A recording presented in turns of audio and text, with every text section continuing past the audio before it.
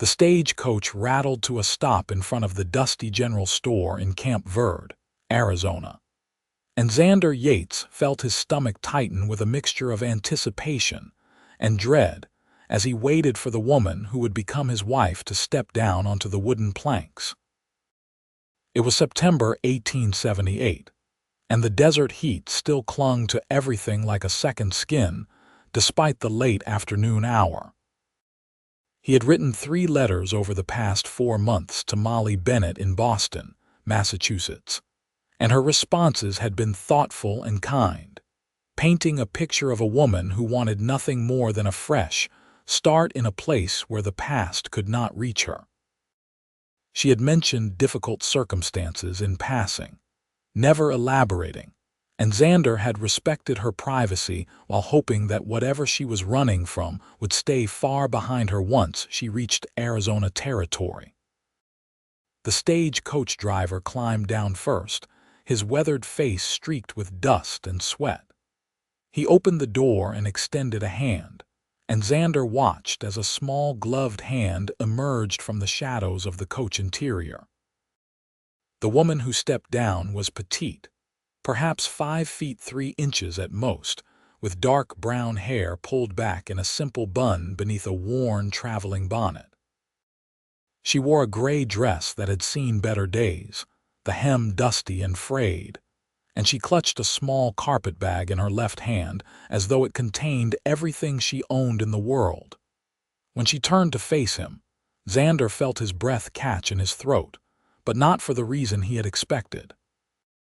Molly Bennett was lovely, with delicate features and full lips, but her left eye was swollen nearly shut, the skin around it a mottled purple and yellow that spoke of an injury sustained perhaps a week earlier. Her right eye, a clear hazel that caught the afternoon light, met his gaze briefly before darting away in obvious shame. Xander crossed the space between them in 3 long strides, his boots thudding on the wooden walkway.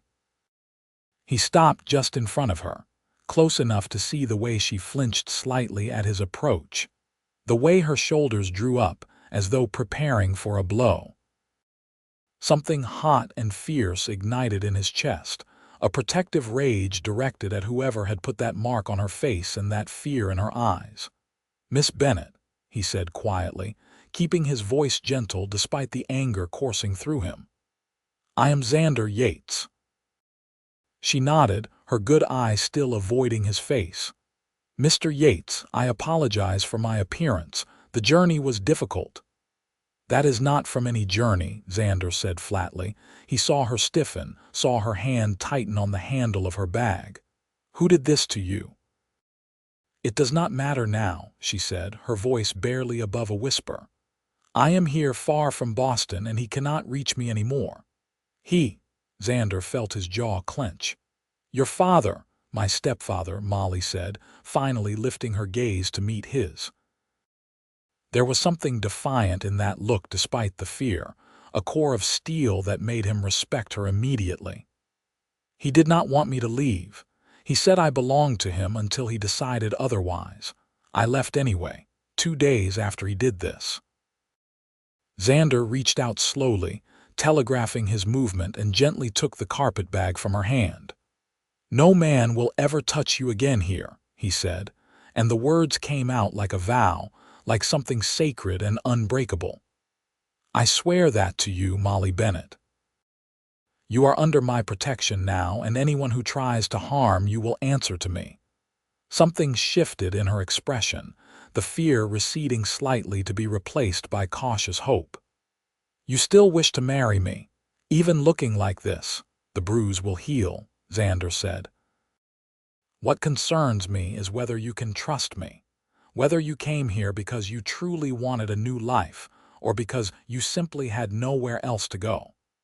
She considered this for a moment, then said, "Both, I suppose, but I did choose you, Mr. Yates. Of all the advertisements I read, yours spoke to me. You wrote about this land, about building something that would last, about wanting a partner rather than just a housekeeper or someone to warm your bed. I want to be that person, if you will let me." Xander felt something loosen in his chest. "Then let us get you settled. The Reverend can marry us tomorrow if you wish, or we can wait until you have had time to recover and get to know me better. I have a small house on my ranch, 5 miles north of town. It is modest but clean, and you will have your own room until we are wed." "Tomorrow is fine," Molly said, surprising him. "I did not come all this way to wait, unless you wish to reconsider." "I do not reconsider," Xander said firmly. He offered her his arm, and after a moment of hesitation, she took it. Her hand was light on his sleeve, barely there, but he could feel the tremor in her fingers. "Come, let me introduce you to the town, then we will head home." Camp Verde was small, consisting of a main street with perhaps a dozen buildings clustered along it.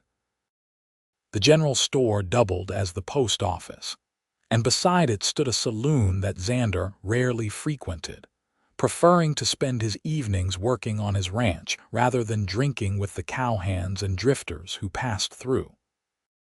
There was a blacksmith, a stable, a small church, and a boarding house run by a widow named Clara Henderson, who had become something of a friend over the past 2 years since Xander had settled in the area. He led Molly to the general store first, where he introduced her to Samuel and Martha Green, the couple who ran the establishment. Martha took one look at Molly's face and drew in a sharp breath, but she recovered quickly and welcomed the younger woman with genuine warmth.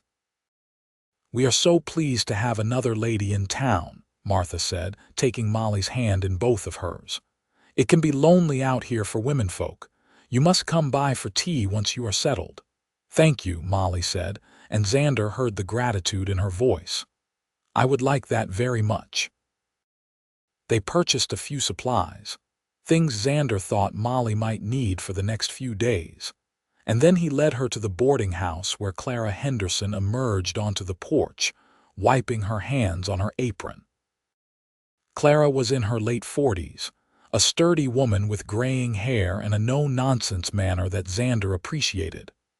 "So this is your bride," Clara said, looking Molly up and down with sharp eyes that missed nothing, including the bruised eye. Her expression softened. "Welcome to Camp Verde, Miss Bennett. I hope you will be happy here." "I hope so as well," Molly said. "Xander Yates is a good man," Clara said firmly. "One of the best I have known. You can trust him." Molly glanced at Xander, then back at Clara. "I am beginning to see that." They left the boarding house and walked to where Xander had left his wagon, a sturdy vehicle pulled by 2 reliable horses named Buck and Copper. He helped Molly up onto the bench seat, noting again how she tensed when he placed his hands on her waist to lift her. It made him want to find the man who had hurt her and show him exactly how it felt to be on the receiving end of violence, but he pushed the thought aside.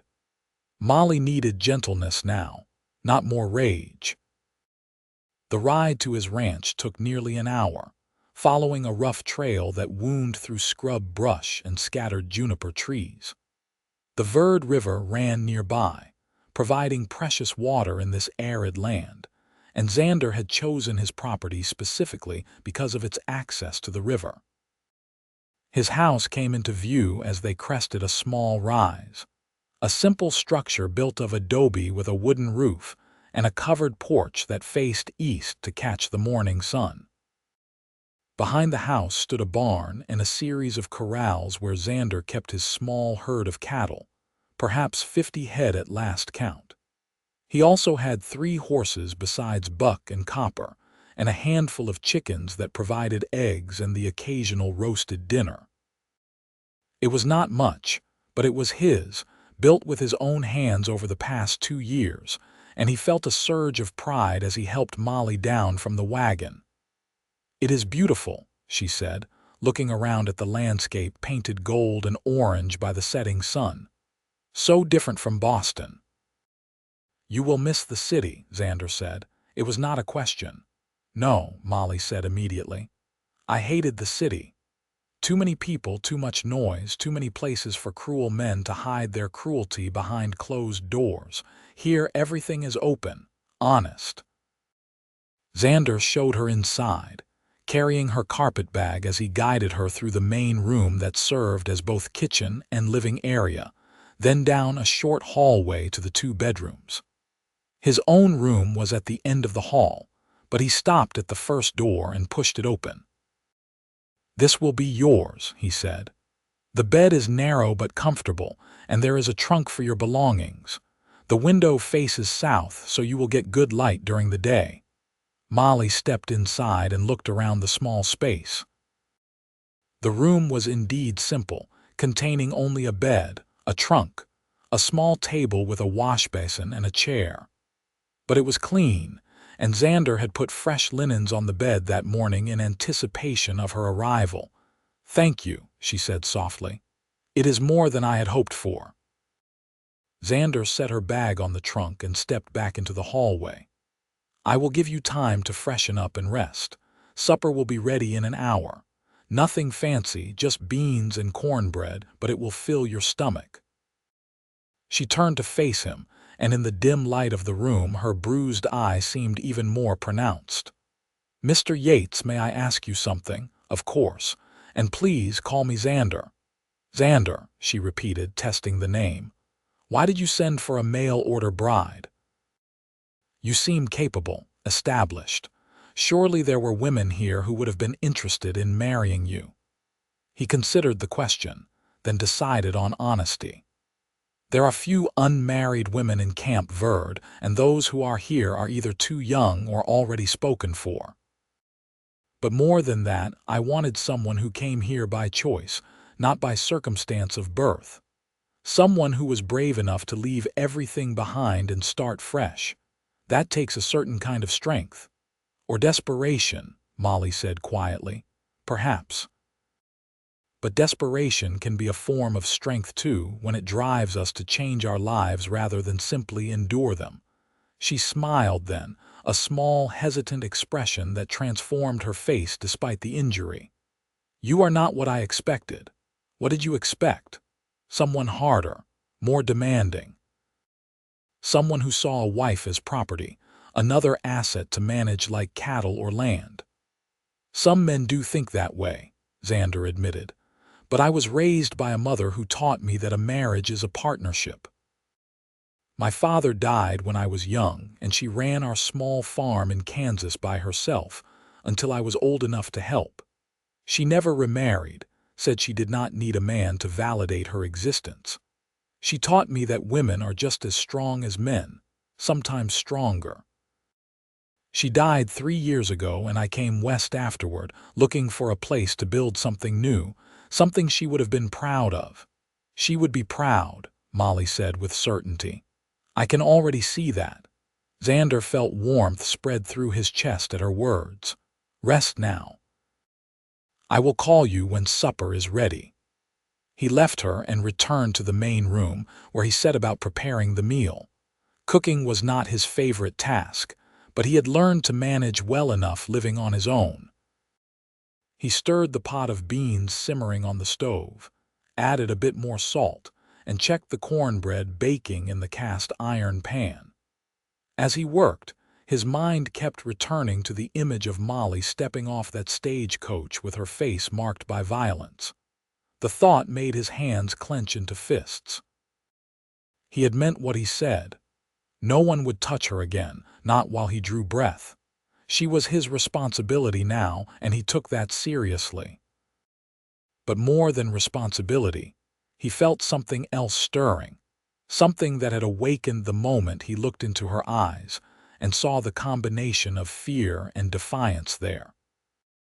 He wanted to protect her, yes, but he also wanted to earn her trust, to see her smile without hesitation, to know that she felt safe and valued. Molly emerged from her room about 45 minutes later, her face freshly washed and her hair still pulled back but neater now. She had changed into a simple brown dress that fit her better than the gray traveling dress, and she had made some attempt to position her hair so that it partially covered the bruised eye. It did not hide the injury, But Xander appreciated the effort as a sign that she was already trying to move forward. "It smells good," she said, approaching the table where he had set out 2 plates and cups. "Beans and cornbread, as promised," Xander said, ladling generous portions onto both plates. "Not fancy, but filling. I hope you are hungry." "Starving, actually," Molly admitted. She sat down at the table and waited while he served her, then bowed her head briefly in what he assumed was a silent prayer. When she looked up, she said, "Do you mind if I ask about your ranch? How long have you been raising cattle?" "Only about 1.5 years," Xander said, sitting across from her. "Before that, I worked for a larger rancher about 20 miles south, learning the trade. I saved every penny I could, bought this land, built the house, and started my own herd with 10 head. It has been slow going, but I am making progress. In a few more years, I hope to have 200 head, maybe more. And you manage it all yourself, mostly. I hire help during roundup and branding, usually a few of the hands from town who need extra work. But day to day, it is just me. Which is why I thought having a wife would be practical, aside from the other reasons." Molly took a bite of cornbread and chewed thoughtfully. "I do not know much about ranching, but I can learn. I am good with animals and I am not afraid of hard work." "I do not expect you to work the cattle," Xander said. "That is my job. But if you wanted to help with the chickens, the garden I am trying to establish, keeping the house, that would be appreciated. Though I want to be clear, Molly, I do not expect you to become my servant. We are partners, or at least I hope we will be." She set down her cornbread and looked at him directly, her good eye searching his face. "You keep saying things like that, about partnership, about not expecting me to simply serve you. Do you know how rare that is? How different from what most women experience?" "I know I am fortunate in how I was raised," Xander said. "Not every man learns to see women as equals, but I did, and I cannot unlearn it now even if I wanted to." "I do not want you to unlearn it," Molly said quietly. "I want to believe that this can work, that I made the right choice coming here. But I am scared, Xander. I am scared that I will wake up one day and discover that you are not who you seem, that the kindness is an act." Xander reached across the table slowly, giving her time to pull away if she wanted. When she did not move, he gently covered her hand with his. Her fingers were cold despite the warmth of the evening. "I cannot promise that I will never make mistakes," he said. "I am human and I have my flaws. I can be stubborn and I get too focused on work sometimes, and I am not always good with words. But I can promise you this. I will never raise my hand to you in anger. I will never try to control you through fear or violence, and I will do everything in my power to make sure you feel safe here." Molly's eyes filled with tears, though she blinked them back quickly. "That is all I have ever wanted, to feel safe." They finished their meal in companionable silence, and afterward Molly insisted on helping clean up despite Xander's protests. They worked side by side at the wash basin, Xander washing the dishes while Molly dried them and put them away in the cupboard. It felt natural, domestic, and Xander found himself hoping that this was a glimpse of what their life together could become. As the evening deepened into night, Xander lit the oil lamps and showed Molly where he kept various supplies, explaining his routines and asking about her preferences. She seemed surprised each time he asked her opinion, as though she was not accustomed to having her thoughts valued. It made him even more determined to show her that her voice mattered. "I should retire," Molly finally said as the grandfather clock in the corner chimed 9.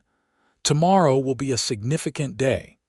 Our wedding," Xander said, feeling a flutter of nervousness in his stomach. "Are you certain you want to proceed so quickly? I meant what I said about waiting if you need more time." "I am certain," Molly said firmly. "I did not come here to remain in limbo. I came here to start my new life, and that begins with becoming your wife." "Then we will see the Reverend first thing in the morning," Xander said. He stood as she did, following her to the hallway. "Sleep well, Molly." "Good night, Xander," she said, pausing at her bedroom door. She looked back at him, and for a moment he thought she might say something more. But instead, she simply gave him another small smile and disappeared into her room, closing the door softly behind her. Xander stood in the hallway for a long moment, staring at that closed door, then shook his head and retreated to his own room. He undressed mechanically, his mind replaying every moment of the evening, every expression on Molly's face, every word she had spoken. He lay in bed staring at the ceiling, listening to the sounds of the house settling around him, and wondered what she was thinking in the room down the hall. Was she as nervous as he was? Did she regret her decision? Or was she, like him, feeling cautiously hopeful about what tomorrow would bring? Sleep came slowly, and when it finally arrived, Xander dreamed of hazel eyes and quiet courage, of building something strong enough to weather any storm. Morning arrived with pale light filtering through the windows, and the sound of chickens clucking in their coop outside. Xander rose, dressed in his best clothes, a dark suit he had purchased specifically for this occasion, and made his way to the kitchen to start coffee. He was surprised to find Molly already awake, dressed in what must have been her own best dress, a deep blue cotton garment with white lace at the collar and cuffs. She had arranged her hair in a more elaborate style, though she still could not quite hide the bruising around her eye. "You look beautiful," Xander said honestly. She flushed and looked down at her hands. "Thank you. I wanted to look appropriate for my wedding, even if it is not a grand affair." "It may not be grand, but it will be real," Xander said. He poured 2 cups of coffee and handed her one. "Are you ready?" "As ready as I will ever be," Molly said, accepting the cup with a slight tremor in her hands. They drank their coffee quickly, ate a simple breakfast of leftover cornbread and preserves, and then Xander helped Molly into the wagon for the trip back to Camp Verde. The morning was cool, the desert air crisp and clear, and as they traveled, Xander pointed out landmarks and told her about his neighbors, the few scattered ranchers who lived within a day's ride of his property. "There is a family about 7 miles east, the Carsons," he said. "Robert and Eliza Carson with 4 children. Good people. They have invited me to supper several times, and I expect they will want to meet you soon. Eliza has been trying to find me a wife for the past year, so she will probably be both relieved and a little disappointed that I managed it on my own." Molly laughed softly. "I would like to meet them. It would be nice to have friends nearby." "You will," Xander assured her. "People around here take care of their own. Once they know you are my wife, you will be welcomed." They arrived in Camp Verde just before 9, and Xander drove directly to the small church at the edge of town. Reverend Thomas was expecting them, having been notified the previous evening of their intentions, and he greeted them at the door with a warm smile. "Mr. Yates, Miss Bennett," he said, shaking both their hands. "What a joyous occasion. Please come inside." The interior of the church was simple but well-maintained, with wooden pews and a plain altar adorned with wildflowers that someone had obviously placed there recently. Xander had asked Martha and Samuel Green to serve as witnesses, and they were already seated in the front pew, Martha beaming and Samuel looking pleased.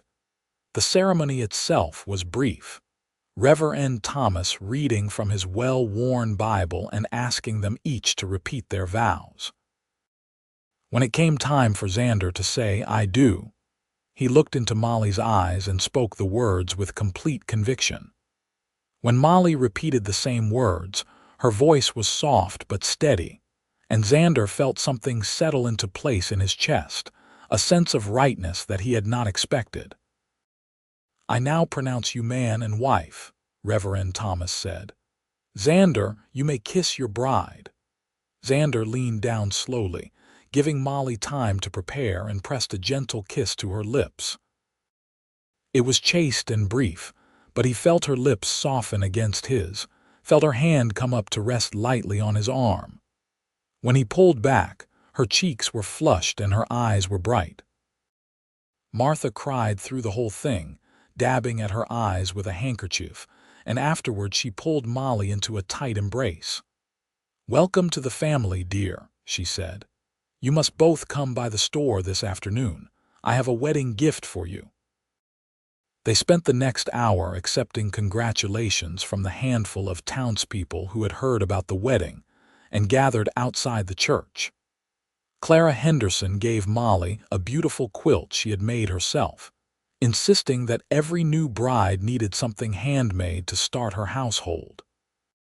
The blacksmith, a man named John Peterson, offered his services free of charge for any repairs Xander might need in the coming months. Even the owner of the saloon, a gruff man named Walter who usually kept to himself, shook Xander's hand and wished them well.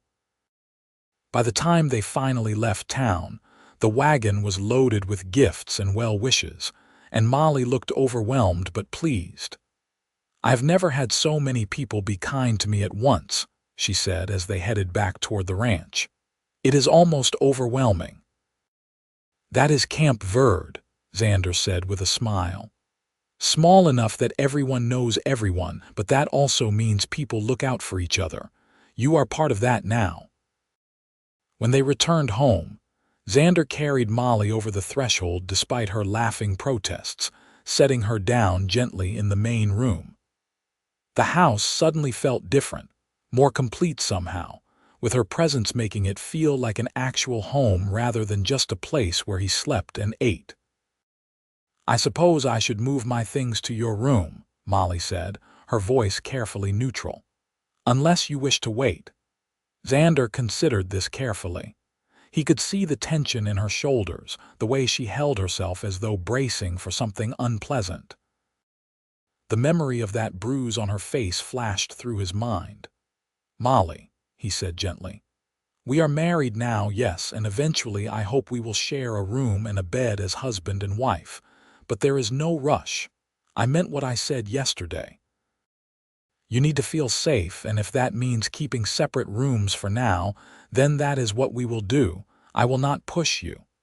The relief that washed over her face was almost painful to witness. "Thank you," she whispered. "I want to be a proper wife to you, Xander. I truly do.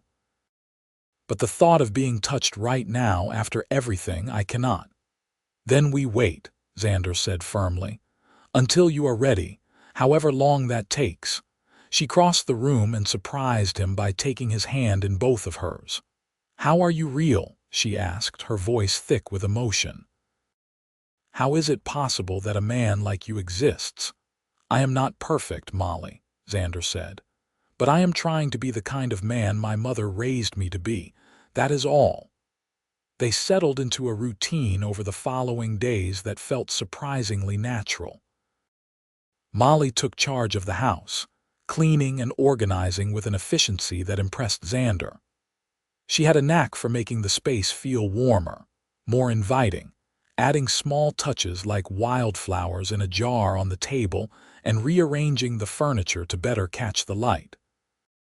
She also proved to be an excellent cook, producing meals that were far superior to Xander's basic fare. In turn, Xander taught her about the ranch, showing her how to feed the chickens and collect eggs, how to tend the small vegetable garden he had started, how to judge the weather by the color of the sky and the behavior of the animals. She was an eager student, asking thoughtful questions and remembering everything he told her. At night they sat together in the main room, Xander reading from the few books he owned or working on tack repair while Molly sewed or knitted.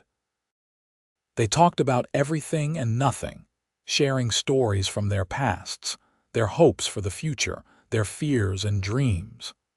Slowly, gradually, Xander watched the tension leave Molly's shoulders, watched her begin to relax in his presence. The bruise on her face faded from purple to yellow to green and finally disappeared altogether, revealing the true beauty of her features. But more than the physical healing, Xander noticed the change in her spirit. She smiled more easily, laughed more often, and sometimes he would catch her singing softly to herself as she worked. 3 weeks after their wedding, they made the trip to visit the Carson family. Eliza Carson welcomed them both with open arms, immediately taking Molly under her wing and introducing her to the other women who lived in the area. Robert Carson took Xander aside and congratulated him, noting that marriage clearly suited him. "She is good for you," Robert said, watching as Molly played with the Carson children in the yard. "I can see it in your face. You look happy." "I am," Xander admitted. "More than I expected to be. She is remarkable, Robert, strong and kind and braver than she gives herself credit for." "Just make sure you tell her that," Robert advised. "Women need to hear these things even when they know them to be true." Xander took the advice to heart. That evening, as they drove home beneath a sky full of stars, he reached over and took Molly's hand. "Thank you," he said. "For what?" Molly asked, surprised. "For taking a chance on me, for coming here, for trying to make this work." She squeezed his hand. "I should be thanking you. You saved my life, Xander. I know that sounds dramatic, but it is true. If I had stayed in Boston, eventually he would have killed me. Coming here, marrying you, it gave me a future." "Then we saved each other," Xander said. "Because before you arrived, I was just existing, going through the motions. Now I have a reason to build something that matters. A home, a family, a life worth living." Molly shifted closer to him on the wagon bench, resting her head against his shoulder.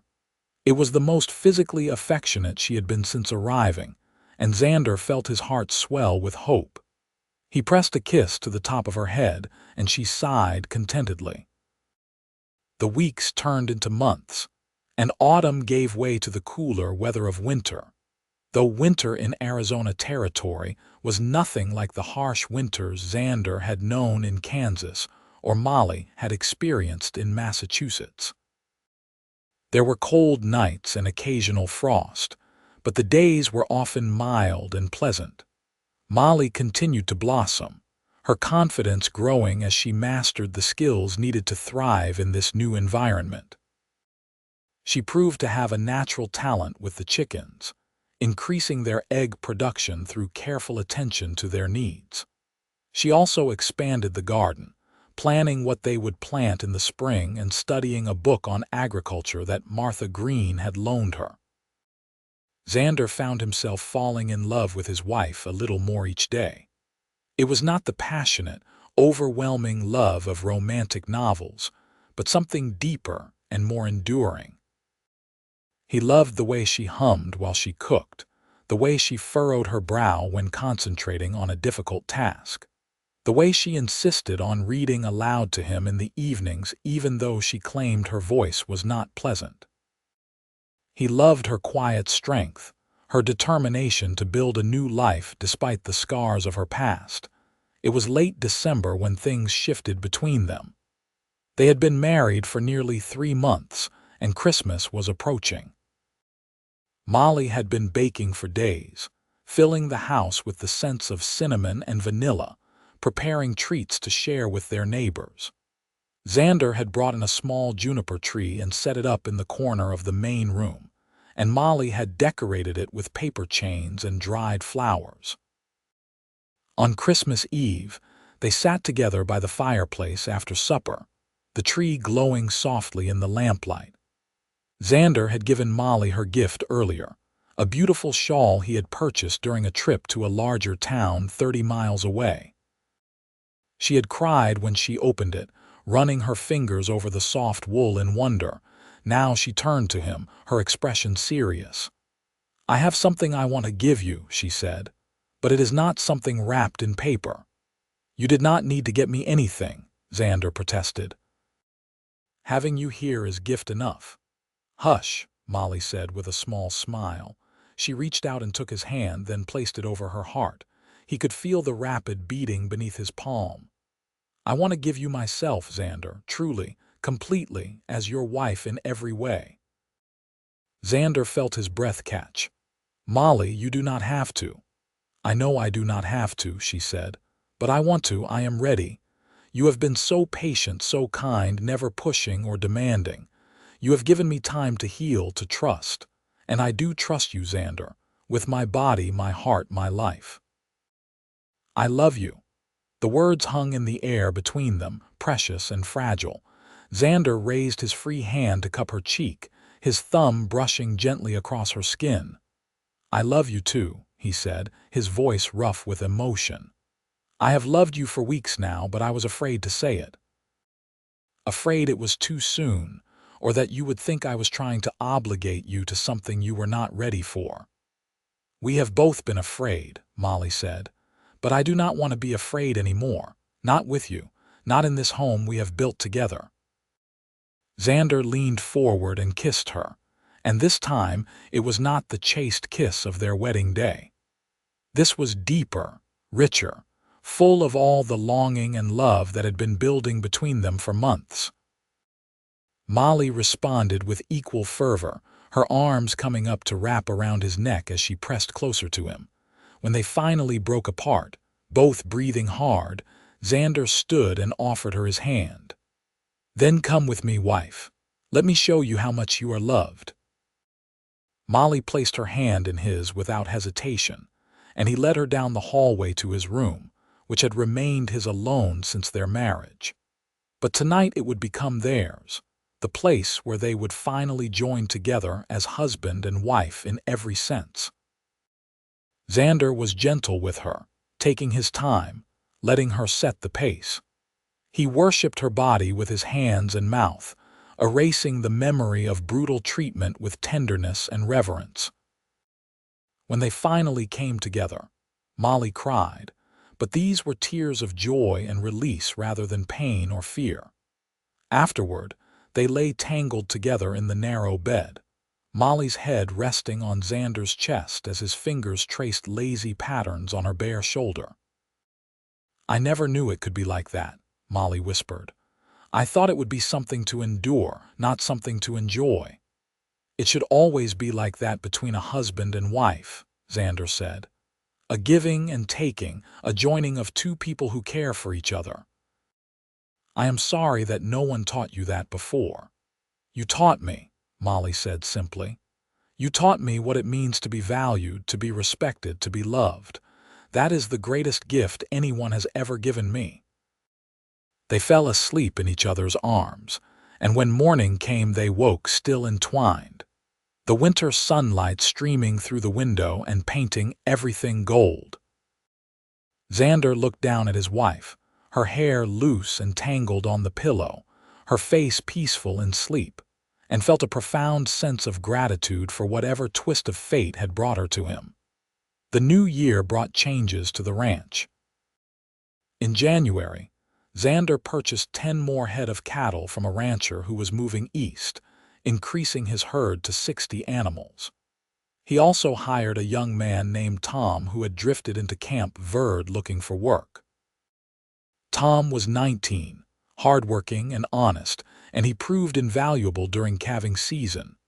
Molly and Tom's wife, Sarah, whom he married in February, became fast friends. Sarah was pregnant with their first child, and Molly spent hours helping her prepare for the baby's arrival. In April, Sarah gave birth to a healthy son they named James, and Molly returned from helping with the birth with a wistful expression on her face. "You want children?" Xander asked that night as they lay together in bed. "I do," Molly admitted, "but I am also frightened. My mother died giving birth to my younger brother, and he died 2 days later. What if the same thing happens to me?" "It will not," Xander said firmly, though he felt a chill at the thought. "We will make sure you have the best care possible. And if you do become pregnant, we will do everything we can to keep you safe." "You cannot promise that," Molly said softly. No, Xander agreed. But I can promise to be with you every step of the way, to support you, to care for you, to do whatever is necessary. Molly turned to face him, her eyes searching his in the lamplight. If something did happen to me, would you remarry? Would you find someone else to help you with the ranch, to give you children? Molly Bennett Yates, do not talk like that, Xander said, his voice sharp with fear and frustration. Nothing is going to happen to you. I will not lose you. But if you did, Molly persisted. Xander was quiet for a long moment, then said, if I lost you, I do not think I could love anyone else. You are it for me, Molly. The only one. So you better plan on staying around for a very long time. She smiled and kissed him softly. I plan to. I have too much to live for now.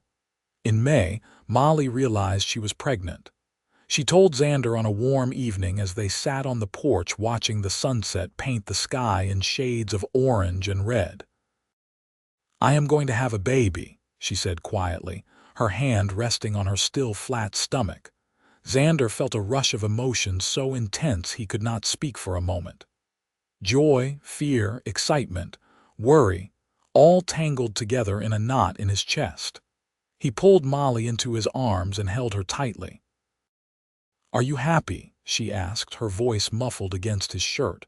Happier than I have ever been, Xander said honestly, and more terrified than I have ever been, but mostly happy. Good, Molly said, because I am happy too, terrified but happy. They told Martha and Samuel the next time they were in town, and word spread quickly. Everyone they encountered had advice for Molly, from what to eat to how to sleep to the best way to prepare for the birth.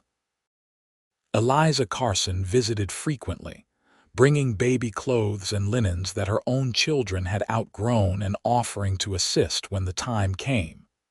As Molly's belly grew, Xander found himself becoming even more protective of her. He insisted she rest more, do less physical work, let him handle tasks that she had previously managed. Molly tolerated this for a while before finally putting her foot down. Xander, I am pregnant, not fragile, she said one afternoon in August when he tried to take the basket of wet laundry from her hands. Women have been having babies since the beginning of time, and most of them manage to continue living their lives right up until the birth. I need to stay active to keep moving. It is better for me and the baby. But what if you overdo it? Xander argued. What if you hurt yourself? Then I will stop, Molly said patiently. But wrapping me in cotton and treating me like I might break at any moment is not helping anyone. Please, trust me to know my own limits. Xander forced himself to step back, to let her continue her normal routines even though every instinct screamed at him to keep her safe and still.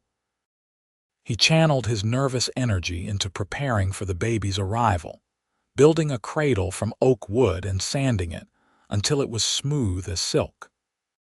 He also added a small addition to the house, a nursery that connected to their bedroom, with windows that let in plenty of light and shelves for the baby's things. September arrived, and Molly grew larger and more uncomfortable. She could not sleep well anymore, her back aching no matter what position she tried. Xander would rub her back for hours, trying to ease her discomfort, and sometimes she would cry from sheer exhaustion and frustration. I am so ready to not be pregnant anymore, she said one night as she shifted restlessly in bed. I want to meet this baby, to hold them, to know that they are healthy and real. Soon, Xander promised, though he had no way of knowing if that was true. Very soon now. It was a cool morning in early October, just over a year since Molly had first arrived in Camp Verde, when she shook Xander awake before dawn. It is time, she said, her face pale but determined. The pain started about an hour ago and they are getting closer together. Xander bolted out of bed, his heart racing. I will get Eliza, he said, pulling on his clothes with shaking hands. And Martha. They said to fetch them when your time came. There is time, Molly said, grabbing his arm. "The baby will not come for hours yet, probably." "First babies always take a long time, but yes, go get them. I would like to have them here." Xander saddled his fastest horse and rode to the Carson ranch like the devil himself was chasing him. He pounded on their door until Robert answered, looking startled to see Xander wild-eyed and breathless on his doorstep. "It is Molly," Xander gasped. "The baby is coming." Eliza appeared behind her husband, already pulling on a shawl. "I will be ready in 5 minutes," she said calmly. "Robert, hitch up the wagon. We need to bring my supplies." From there Xander rode to town to fetch Martha, who gathered her own birthing supplies and climbed into Xander's wagon without complaint despite the early hour. By the time they returned to the ranch, the sun was fully up, and Molly was pacing the main room, her hands pressed to her lower back. "About time," she said with a strained smile when she saw them. "I was beginning to think I would have to do this alone." Eliza and Martha took over immediately, shooing Xander out of his own bedroom and setting up everything they would need. Xander retreated to the porch, where Robert Carson joined him shortly after. "First time is always the hardest," Robert said, settling into one of the chairs. "On the father, I mean. The mother has work to do which keeps her focused. We just have to wait and worry." "I feel useless," Xander admitted. "I should be in there with her, but they will not let me in." "It is better this way," Robert assured him. "Trust the women. They know what they are doing." The day stretched on endlessly. Xander could hear Molly's occasional cries of pain through the walls, and each one felt like a knife to his heart. He wanted to burst into that room, to be by her side, to do something, anything, to help. But Martha appeared periodically to update him, always with the same message. Molly was doing well, progressing normally. There was nothing to worry about. Afternoon faded into evening, and still the baby had not arrived. Tom showed up to do the evening chores, having heard the news from his wife. He and Robert handled feeding the animals while Xander wore a path in the wooden planks of the porch with his pacing. It was nearly midnight when he finally heard it, the thin, reedy cry of a newborn baby. Xander froze, his heart in his throat, waiting for some sign of what had happened. Seconds felt like hours until Martha appeared in the doorway, her face tired but smiling. "You have a son," she said. "A big, healthy boy, and Molly is fine. Exhausted, but fine." Xander pushed past her into the bedroom, where Eliza was cleaning up and Molly lay in the bed, pale and sweaty but very much alive. In her arms she held a small bundle wrapped in a blanket, and when she looked up at Xander, her face was radiant with joy and love. "Come meet your son," she said softly. Xander approached the bed on shaking legs and looked down at the tiny face peering out from the blanket. The baby had dark hair and wrinkled red skin, and his eyes were squeezed shut as he made small mewling sounds. "He is perfect," Xander whispered. "You are both perfect. Do you want to hold him?" Molly asked. Xander nodded, not trusting his voice. Molly carefully transferred the baby to his arms, and Xander looked down at his son with wonder. This tiny person, created from love between him and Molly, was completely dependent on them for everything. The responsibility was staggering and terrifying and absolutely right. "What should we name him?" Molly asked. Xander thought for a moment, then said, "What about Matthew?" "It means gift of God, and he certainly feels like a gift to me." "Matthew Yates," Molly said, testing the name. "I love it. Hello, Matthew. Welcome to the world, little one." Eliza and Martha stayed for a few more hours, making sure Molly was comfortable and teaching Xander how to hold and change the baby. By the time they finally left, promising to check in the next day, the sky was beginning to lighten with the first hint of dawn. Xander sat in a chair beside the bed, Matthew cradled in his arms while Molly dozed fitfully. He studied his son's tiny features, counting fingers and toes, marveling at how something so small could feel so enormously important. "Thank you," he whispered to Molly, though her eyes were closed. "Thank you for trusting me enough to build this life with me. Thank you for giving me a family." Molly's eyes fluttered open, and she smiled at him. "Thank you for saving me," she said. "Thank you for showing me what love should be. Thank you for keeping your promise." "What promise?" Xander asked. "That no man would ever touch me again," Molly said. "You did not just mean physically. You meant that no one would hurt me again, would make me feel small or worthless or afraid. And you kept that promise, Xander. Every single day you keep it." Xander leaned over and kissed her forehead, careful not to disturb the baby. "I will keep it for the rest of our lives," he vowed. "That is one promise I will never break." The days that followed were a blur of exhaustion and joy as they adjusted to life with a newborn.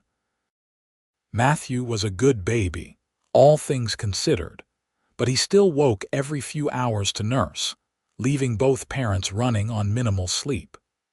Xander took over all the household chores and as much of the ranch work as he could manage, determined to let Molly rest and recover. Their neighbors rallied around them with meals and help and advice. Sarah brought her own son James over to play while she helped Molly with the washing. The Greens sent baskets of food. Even crusty old Walter from the saloon stopped by with a hand-carved wooden horse for Matthew to play with when he was older. "You have built something good here," Molly said one afternoon about 3 weeks after Matthew's birth. They were sitting on the porch, Matthew asleep in her arms, watching the cattle graze in the distance. "A real community. A real home. We built it," Xander corrected. "Together. I had land and a house before you came, but it was not a home until you arrived." "I still cannot believe this is my life sometimes," Molly admitted. "A year ago I was trapped in Boston, convinced I would die in that house at my stepfather's hands. And now I am here in this beautiful place with a husband I love and a son I adore. It feels like a dream." "If it is a dream, I hope we never wake up," Xander said. He reached over and took her free hand, lacing their fingers together. "I love you, Molly, more than I thought it was possible to love another person." "I love you too," Molly said. "You gave me a second chance at life, Xander. You gave me hope when I had none. And I promise to spend every day for the rest of my life making sure you never regret taking a chance on a damaged woman from Boston." "You are not damaged," Xander said fiercely. "You are strong and resilient and beautiful inside and out. Never let anyone, including yourself, convince you otherwise." Matthew stirred in Molly's arms, making small fussy sounds, and she smiled down at him. "I think someone is hungry again. This child eats constantly." "He is growing," Xander said proudly. "Already he looks bigger than he did a week ago." As autumn deepened, and the first anniversary of Molly's arrival in Camp Verde approached, Xander found himself reflecting on how much had changed in just 1 year. His ranch had grown from 50 to 70 head of cattle. His house had expanded to include a nursery. His solitary existence had been transformed into a vibrant family life filled with love and laughter and purpose. On the exact anniversary of the day Molly had stepped off that stagecoach with a black eye and a heart full of fear, Xander took her back into town. They stood together at the spot where they had first met, Matthew bundled against the cool October air in Xander's arms. "1 year ago today, my life changed forever," Xander said. "I watched you step off that stagecoach, and I saw courage and strength and determination. I also saw pain and fear, and I swore to myself that I would do everything in my power to give you a better life. But what I did not realize then was that you would give me just as much, if not more. You gave me purpose, Molly. You gave me love. You gave me a family. You made me want to be better, to do better, to build something that would last." Molly's eyes filled with tears. "You saved me, Xander. In every way a person can be saved. You gave me safety and respect and love when I had none of those things. You showed me that I was worth something, that I deserved kindness and care. You gave me this beautiful life, this amazing son, this home where I finally belong." "We saved each other," Xander said, just as he had said once before. He pulled her close with his free arm, the three of them standing together in the dusty street of Camp Verde. "And we will keep saving each other every day for the rest of our lives." They kissed there in the street, not caring who might see, while Matthew dozed peacefully between them. And in that moment, Xander knew with absolute certainty that everything had worked out exactly as it was meant to. The mail-order bride with the black eye had become his wife, his partner, the love of his life. And the lonely cowboy who had made a promise to protect her had found something he had not even known he was searching for, a reason to come home. The years that followed were good ones, filled with the ordinary joys and challenges of ranch life. Matthew grew into a strong, curious boy who followed his father everywhere, learning about cattle and horses, and the land with an eagerness that made Xander's heart swell with pride. 2 years after Matthew's birth, Molly gave Xander a daughter they named Grace, with her mother's hazel eyes and her father's stubborn determination. And 3 years after that, another son arrived, Thomas, named after the reverend who had married them. The ranch prospered under Xander's careful management and Molly's astute business sense. She proved to have a head for numbers and marketing, convincing Xander to diversify beyond cattle into breeding horses, which proved quite profitable. By their 10th anniversary, they had one of the most successful small ranches in the territory, with a reputation for fair dealing and quality stock. Camp Verde grew too, adding new businesses and families drawn by the promise of opportunity in the West. The church was expanded, a proper school was built, and Martha and Samuel's general store doubled in size. Through it all, Xander and Molly remained fixtures in the community, always ready to help a neighbor in need or welcome a newcomer to town. On their 15th wedding anniversary, they hosted a large party at the ranch, inviting everyone who had played a part in their life together. The house had been expanded twice over the years, now boasting 4 bedrooms upstairs and a spacious main floor with a proper dining room and parlor. The children ran wild with their friends while the adults ate and danced and celebrated. As the sun set and the party began to wind down, Xander pulled Molly aside, leading her away from the crowd to the spot where they could see the sunset painting the desert in shades of gold and crimson. 15 years, he said, shaking his head in wonder. Some days it feels like yesterday that you stepped off that stagecoach. Other days it feels like we have always been together. Both are true, Molly said, leaning into his side. The time has flown by, but I also cannot remember what life was like without you. Do you ever think about Boston? Xander asked.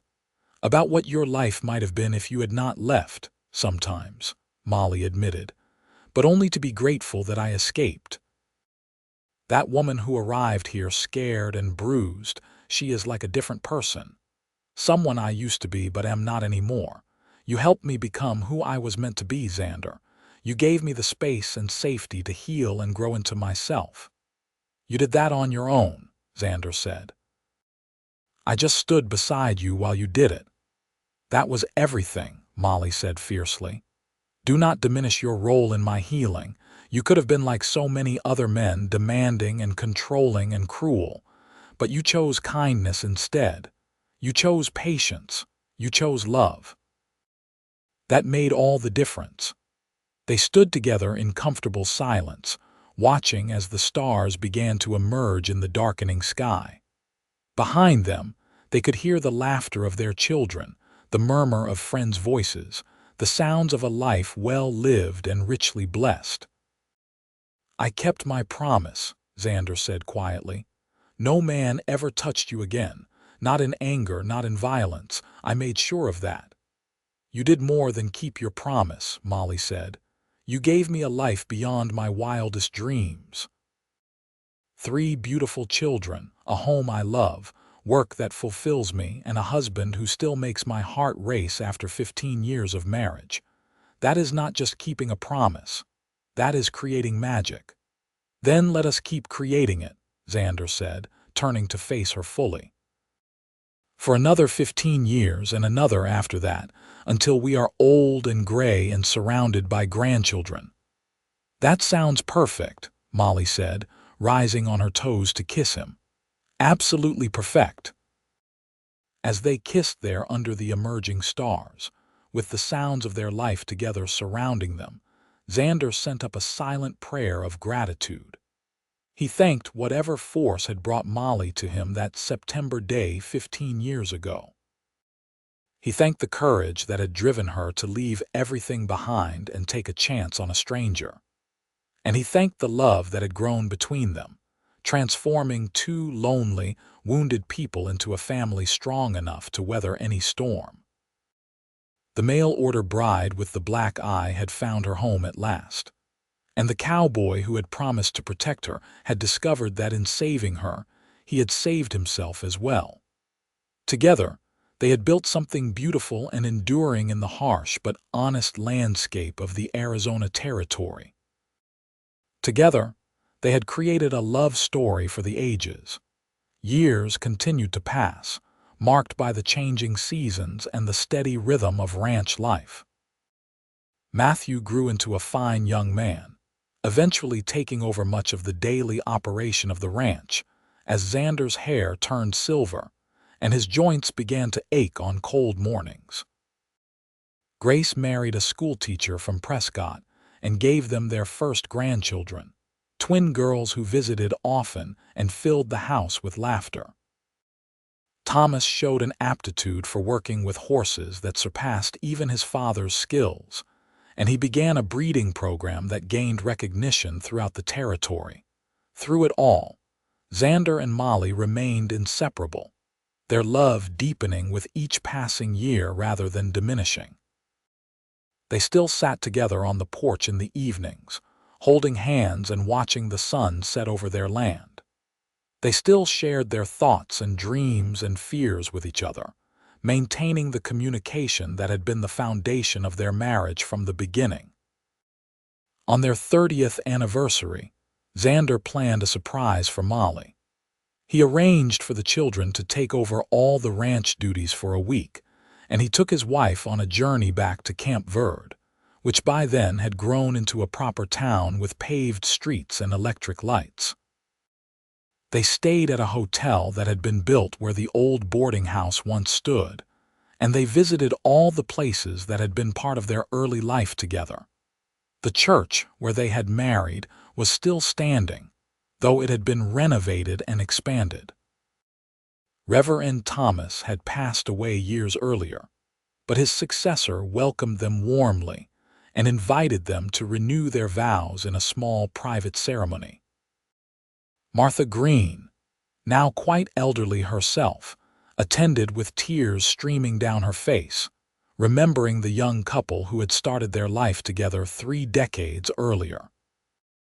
After the ceremony, Xander took Molly to the exact spot where he had first seen her step down from the stagecoach, where he had made his promise to her. 30 years ago, he said, I stood right here and looked at a woman I did not know, a woman marked by violence and fear, and I made her a promise. I said no man would ever touch her again. I meant it then with all my heart, even though we were strangers.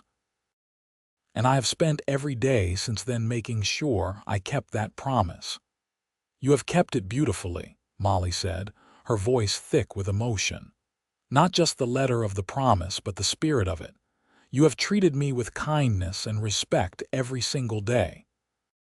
You have valued my opinions, supported my dreams, and loved me through everything life has thrown at us.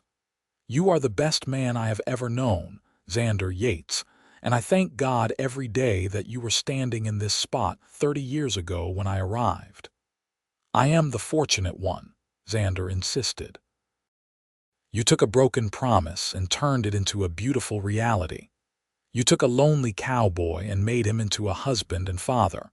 You took a small ranch and helped build it into something we can be proud of.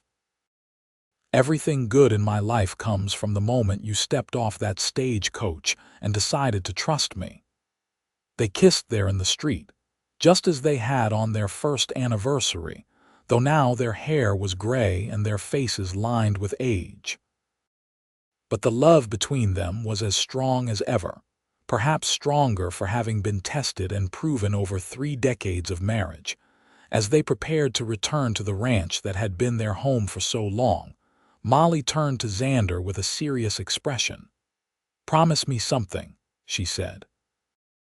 "Anything," Xander replied immediately. "Promise me that when our time comes we will go together. I do not want to face this world without you, not even for a day." Xander pulled her close, resting his chin on top of her head. "I cannot promise that, love. We do not get to choose such things. But I can promise you this. Whether we have 1 more day together or 30 more years, I will love you with everything I have until my last breath. And if I go first, I will be waiting for you on the other side. That is a promise I know I can keep." "Then that will have to be enough," Molly said, though her voice wavered.